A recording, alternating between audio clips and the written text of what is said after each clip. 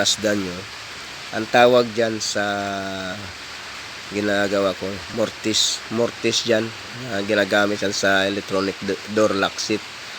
Kasi uso ngayon yung electronic door lock seat na, hindi yung doorknob na disusi. Yan kasi electronic na. So guys, makikita nyo kung bakit ko dinismantle yan. Kasi may problema yan, nagmamalfunction yan.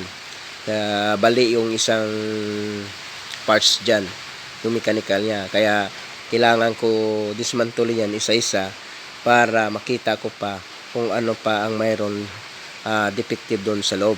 So sa hindi pa na nakapalo sa Facebook Reels ko, sa Facebook account ko, please follow me sa Facebook Reels. Guys,